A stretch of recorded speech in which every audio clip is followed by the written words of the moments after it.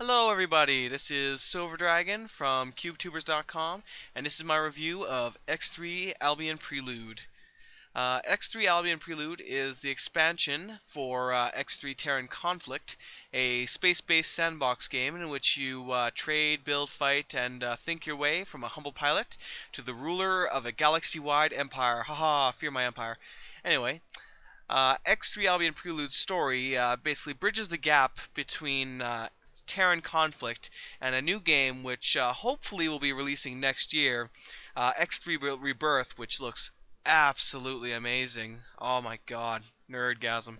Anyway, and the conflict between the Terrans and the Argon Federation, which started with the destruction of the Earth Taurus ring.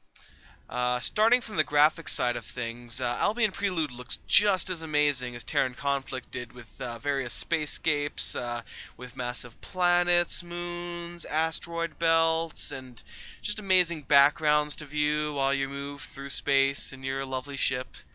There have been a few changes that have improved performance for higher-end machines, as well as adding a view distance slider that can greatly improve performance in certain situations. There have also been a couple changes to the UI, which adds various graphs that help show your economic development, how much money you've gained over time, how many ships you own, the profitability of some of your stations, and so on. Also, one of the new features that was added in, the stock exchange, is a welcome addition to the think aspect of the X series.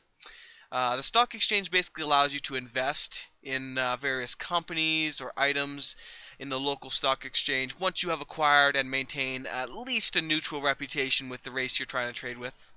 There are a few ways you can actually affect the supply and demand that may raise or lower the value of the stocks, or you can just kick back and relax and watch the index go up and down dynamically. It's a really interesting and fun feature that adds a lot to the think aspect of it, which is really nice to see.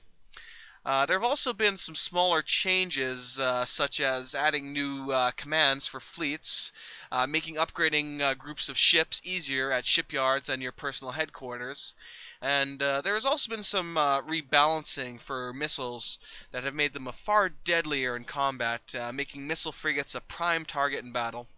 And then to counter those enhancements, there are also the addition of the Mosquito missile defense system, which shoots down incoming missiles. Doesn't work all the time, but it's a really good system. Some other rebalances include stronger hull on many of the ships, which makes for longer, more interesting dogfights, and also improvements to the out-of-sector combat, which for previously, if you weren't in the sector with your ships, there would be a very good chance they would all be blown to little bitty bits, which kind of sucks considering how expensive a lot of them are. But now they have a much better chance of surviving, which is really nice, without you having to be there, especially if you happen to be in the system and just lazing around, not doing anything. Anyway, and thus that brings us to the meat of the expansion, the war update. And herein lies my greatest hopes and greatest disappointment. When I first got involved in the war, I would get messages from time to time from the Terran commander informing me that I needed to join in the battle to aid said sector, assist them in taking it over, or help defend Sector B, and in some cases they would ask me to build defenses in one sector. Although this was really fun to begin with, I was having a good time assisting them, capturing sectors, securing them for a while. In the end, as time went by, it started to become a pointless endeavor, as an infinite amount of enemy fleets would just warp back into those hard-fought sectors that we shed our blood and precious metal for, as it were, to secure and just recapture it again. There was no real way for this war to end, and although that made sense from a lore standpoint, from a gameplay standpoint, it was kind of disappointing.